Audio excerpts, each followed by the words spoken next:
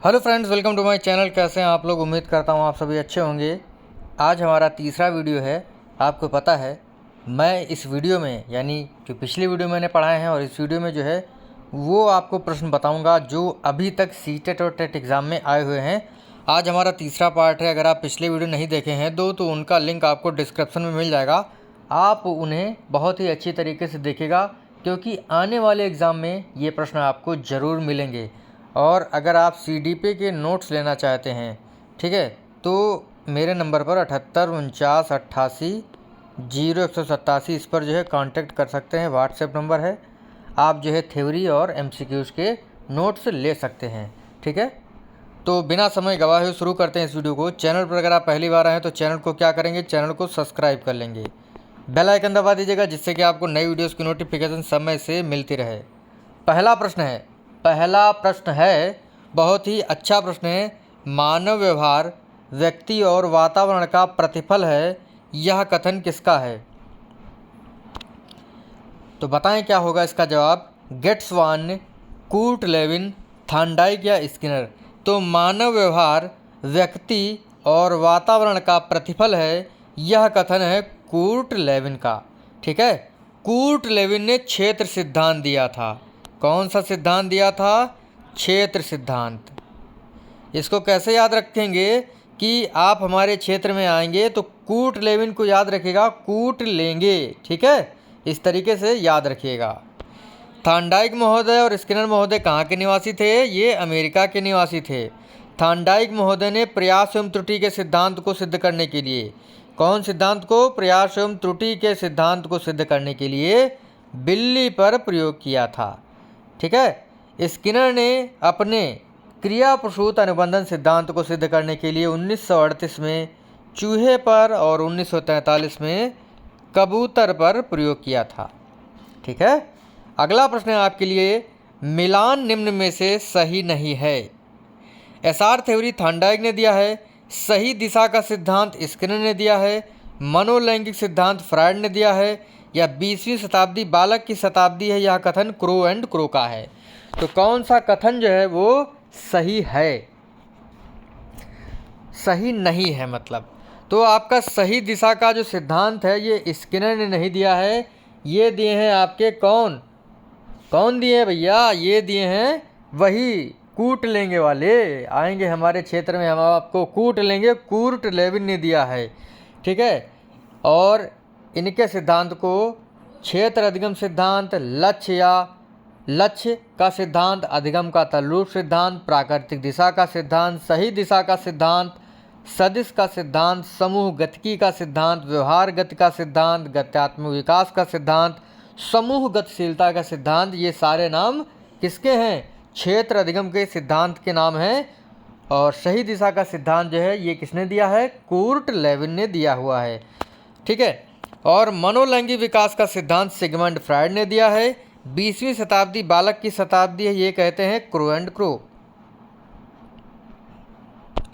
अगला बहुत ही अच्छा प्रश्न है, व्यक्तित्व व्यक्ति की समस्त विशेषताओं का योग है, यह कथन किसका है? कथन क्या है? व्यक्तित्व व्यक्ति की समस्त विशेषताओं का योग है, यह कथन किसका है? वुडवर्थ का, रॉस का, RK मर्टन का या अल्पोर्ट का? तो व्यक्तित्व व्यक्ति की समस्त विशेषताओं का योग है, ये कहा है वुडवर्थ महोदय ने। RK मर्टन कहते हैं कि व्यक्तित्व व्यक्ति के जन्मजात व अर्जित स्वभाव, मूल प्रवृत्तियों, इच्छाओं व भावनाओं का संगठन है। अल्पोर्ट महोदय कहते हैं व्यक्तित्व उन मनोदैहिक व्यवस्थाओं का गत्यात्मक संगठन है जो वातावरण के अपूर्व समायोजन को स्थापित करता है, ठीक है। याद रखेंगे आप लोग, बिल्कुल। अगला प्रश्न है, वापस लौटना या विपरीत जाना कहलाता है तदात्मीकरण, समन, प्रत्यागमन या दमन? तो वापस लौटना ये होता है प्रत्यागमन।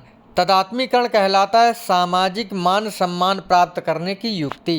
समन कहलाता है भूलने की कोशिश करना। दमन कहलाता है मन में दबा लेना। CAT यानी चिल्ड्रन परसेप्शन टेस्ट में कितने कार्ड होते हैं? 31, 10, 20 या 15?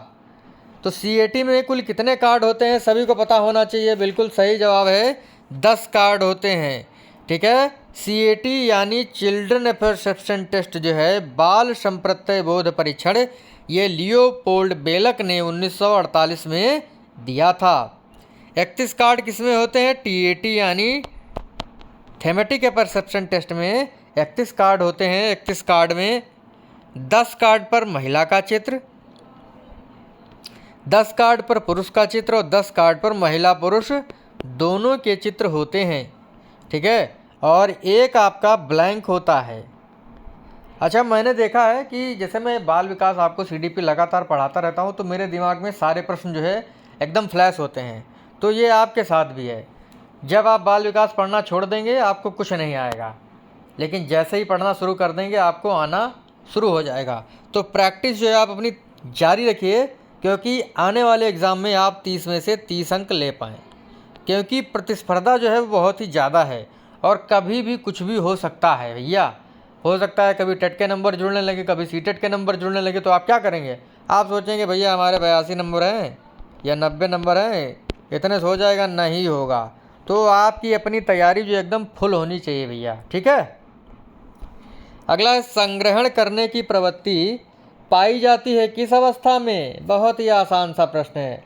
संग्रहण करने की प्रवृत्ति किस अवस्था में पाई जाती है? तो देखिए, जो शैशवावस्था होती है उसमें संग्रहण करने की प्रवृत्ति नहीं होती है। शैशवावस्था में नैतिकता का अभाव होता है, दूसरों पर परिनिर्भरता होती है। शैशवावस्था में बच्चा संवेगों का प्रदर्शन जो है करता है, रोता है, चिल्लाता है, अनुकरण करता है, आत्म प्रेम की भावना इसमें पाई जाती है, अकेला खेलता है। ठीक है, और जिज्ञासु प्रवृत्ति वाला अतार्किक चिंतन शैशवावस्था में पाया जाता है। लेकिन बाल्यावस्था की बात करें, बाल्यावस्था में संग्रहण करने की प्रवृत्ति पाई जाती है। विद्यालय की अवस्था, खेल की अवस्था, वास्तविक जगत से संबंध, सामाजिक गुणों का विकास, नैतिक गुणों का विकास, संवेगों का दमन एवं प्रदर्शन, निरुद्देश्य भ्रमण करना, ये बाल्यावस्था के उदाहरण हैं, मतलब गुणों के उदाहरण हैं। तो संग्रहण करने की प्रवृत्ति बाल्यावस्था में पाई जाती है। अगला बहुत ही सुंदर प्रश्न है, बाल्यावस्था प्रतिद्वंदात्मक अवस्था किसके द्वारा कही गई है? कोल एवं ब्रूस, रॉस, किलपैट्रिक या फ्रायड? बाल्यावस्था प्रतिद्वंदात्मक अवस्था है, तो ये किसने कहा है? किलपैट्रिक ने। मान लीजिए दो बालकों के बीच में क्या होता है? द्वंद्व होता है, लड़ाई होती है, और किलपैट्रिक यानी एक दूसरे को किल कर देते हैं। इस तरीके से आप इसे याद रखिएगा। देखिए, कोल एवं ब्रूस क्या कहते हैं कि बाल्यावस्था संवेगात्मक विकास का अनोखा काल है।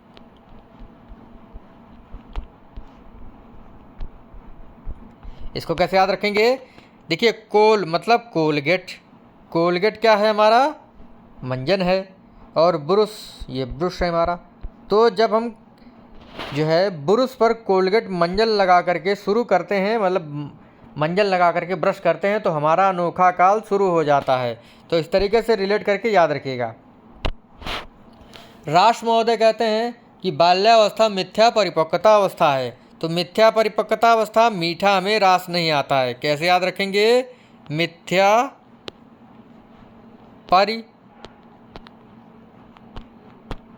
परिपक्वता अवस्था। तो रास मतलब हमें अच्छा ना लगना, रास ना आना, अच्छा ना लगना। तो हमें मीठा रास नहीं आता है, तो इस तरीके से जोड़ करके याद रखिएगा। अगला प्रश्न है, दर्पण चित्रण परीक्षण किसको मापने हेतु प्रयुक्त होता है? अधिगम की गति, अधिगम अंतरण, सृजनात्मकता या अभिरुचि?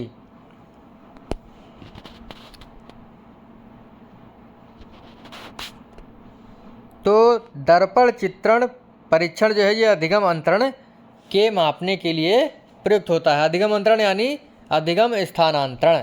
आपको पता होना चाहिए, एक मतलब जब हमने एक चीज़ सीख ली और उसको दूसरी अवस्था में प्रयोग कर लिया, यानी एक अवस्था में सीखा गया ज्ञान जब हम दूसरी अवस्था में प्रयोग कर लेते हैं तो आपका अधिगम अंतरण कहलाता है। अधिगम अंतरण 3 प्रकार के होते हैं, धनात्मक, ऋणात्मक और शून्य अधिगम अंतरण। धनात्मक क्या होता है? मतलब एक परिस्थिति में सीखा गया ज्ञान जब दूसरी परिस्थिति में उपयोग कर लिया जाए तो आपका धनात्मक अधिगम अंतरण होता है। जैसे सरल जोड़ सीखने के बाद कठिन जोड़ सीख लेना। ठीक है, इस तरीके से याद रखिएगा। और ऋणात्मक अधिगम अंतरण मतलब एक स्थिति में सीखा गया ज्ञान जब दूसरी स्थिति में काम ना आए तो आपका ऋणात्मक अधिगम अंतरण कहलाता है। और शून्य अधिगम अंतरण यानी एक स्थिति में सीखा गया ज्ञान दूसरी स्थिति में ना तो सहायक बने और ना ही बाधक बने, तो आपका शून्य अधिगम अंतरण होता है। जैसे रहीम के दोहे के बाद कबीर के दोहे पढ़ना। अगला बहुत ही अच्छा प्रश्न है, एल्बर्ट बंडूरा निम्न में से किससे जुड़े हुए हैं? सामाजिक अधिगम सिद्धांत, व्यवहारवादी सिद्धांत, संगठनात्मक विकास का सिद्धांत या मनोलैंगिक विकास का सिद्धांत? तो एल्बर्ट बंडूरा भैया कनाडा के निवासी थे। ठीक है, कहाँ के निवासी थे? कनाडा के। और इनका जन्म 1925 में हुआ था और इन्होंने सोशल लर्निंग थ्योरी यानी सामाजिक अधिगम सिद्धांत दिया था। ये कहते हैं जो बच्चा होता है समाज में रह करके अनुकरण करके सीखता है और जो भी जिस चीज़ से वो सीखता है उसे इन्होंने प्रतिरूप कहा है यानी मॉडल कहा है। अगला प्रश्न है, भारतीय संविधान के किस अनुच्छेद में 6 से 14 वर्ष के बच्चों के लिए निःशुल्क एवं अनिवार्य शिक्षा का प्रावधान मिलता है? अनुच्छेद 26, 45, अनुच्छेद 15, अनुच्छेद 21 ए। तो यह है अनुच्छेद 21 ए। अगला प्रश्न है, आरटीई एक्ट 2009 के अनुसार सप्ताह में शिक्षक द्वारा कार्य करने के न्यूनतम घंटे कितने होने चाहिए? 40, 45, 50 या 55? तो आरटीई एक्ट 2009 जो है 1 अप्रैल 2010 को लागू हुआ था संपूर्ण भारत देश में। केवल किसको छोड़ करके? जम्मू कश्मीर को छोड़ करके। 20 जुलाई 2009 को राज्यसभा में पारित हुआ। ठीक है, उसके बाद 4 अगस्त 2009 को लोकसभा में पारित हुआ। उसके बाद 26 अगस्त 2009 को प्रेसिडेंट ने उस पर साइन कर दिया यानी अधिनियम पारित हो गया। और इसके अनुसार शिक्षक एक सप्ताह में 45 घंटे काम करेंगे। प्राथमिक स्तर पर वर्ष में शिक्षण घंटे 800 होंगे और उच्च प्राथमिक स्तर पर 1000 घंटे होंगे। ठीक है, और बात करें दिनों की तो 200 दिन जो है प्राथमिक स्तर पर और 220 दिन उच्च प्राथमिक स्तर पर पढ़ाई कराई जाएगी। ठीक है, इन पॉइंट्स को आप लोग ध्यान रखिएगा। आरटीई एक्ट 2009 में 7 अध्याय हैं। ठीक है, और 38 धाराएं हैं और एक अनुसूची है। अगला बहुत ही सुंदर प्रश्न है, रक्षा तंत्र बहुत सहायता करता है हिंसा से निपटने में, दबाव से निपटने में, थकान से निपटने में, अजनबियों से निपटने में। तो रक्षा तंत्र सहायता करता है दबाव से निपटने में। अगला है, बाह्य अभिप्रेरणा में समावेशित किया जाएगा प्रशंसा एवं दोषारोपण, प्रतिद्वंद्विता, पुरस्कार एवं दंड, परिणाम का ज्ञान। बाह्य अभिप्रेरणा में समावेशित किया जाएगा, बताएं भैया? तो प्रशंसा एवं दोषारोपण ये भी होगा, और प्रतिद्वंद्विता यानी जो है प्रतिद्वंदी हमारा कंपटीशन की भावना, पुरस्कार एवं दंड, परिणाम का ज्ञान, ये आपके बाह्य अभिप्रेरण के उदाहरण है। ये आपका डी वाला ऑप्शन इसमें सही होगा। जिस प्रक्रिया में व्यक्ति दूसरों के व्यवहार को देखकर सीखता है ना कि प्रत्यक्ष अनुभव के, को कहा जाता है सामाजिक अधिगम, अनुबंधन, प्रायोगिक अधिगम, आकस्मिक अधिगम। देखिए, मैंने अभी आपको बताया था कि ऐसी प्रक्रिया जिसमें व्यक्ति दूसरों को देख करके सीखता है, ठीक है, अनुकरण करके सीखता है, वो आपका होता है सामाजिक अधिगम। पहला वाला ऑप्शन आपका सही होगा। अगला है, बुद्धि का द्विकारक सिद्धांत निम्न में से किसने दिया हुआ है? रॉस, गिलफोर्ड, स्पेयरमैन या गुड ने? इससे अच्छा और सरल प्रश्न नहीं आपको मिलेगा और आपको जो है पता भी होगा कौन कौन सा सिद्धांत होता है बुद्धि का। तो बुद्धि का द्विकारक सिद्धांत किसने दिया है? पहले एक कारक बात कर लेते हैं। एक कारक दिया है बिने, साइमन और टर्मन ने। ठीक है, त्रिआयामी सिद्धांत दिया है गिलफोर्ड ने। बुद्धि का बहुकारक सिद्धांत थार्नडाइक, समूहकारक सिद्धांत थ्रस्टन, तरल ठोस सिद्धांत कैटल, पदानुक्रमिक सिद्धांत फिलिप बर्नन, कावाखाका सिद्धांत हैब, त्रितंत्र का सिद्धांत रॉबर्ट स्टैनबर्ग, बहुबुद्धि का सिद्धांत हार्वर्ड गार्डनर। ठीक है, प्रतिदर्श का सिद्धांत थॉमसन ने, लेवल 1 और लेवल 2 का सिद्धांत जॉनसन ने। ठीक है, केवल रह जाता है द्विकारक सिद्धांत। तो बुद्धि का द्विकारक सिद्धांत स्पीयरमैन ने दिया हुआ है। इन्होंने बुद्धि के दो सिद्धांत, दो कारक बताए हैं, जी फैक्टर और एस फैक्टर। जी मतलब सामान्य तत्व जो कि जन्मजात होता है, और एक होता है स्पेशल फैक्टर यानी अर्जित फैक्टर, ये जो है हम अर्जित करते हैं। तो इस प्रकार से आज के जो हमारे 15 धुआंधार और दमदार प्रश्न थे, आशा करता हूँ आपको अच्छे लगे होंगे। मिलेंगे आपसे अगली वीडियो में, तब तक के लिए जय हिंद जय भारत।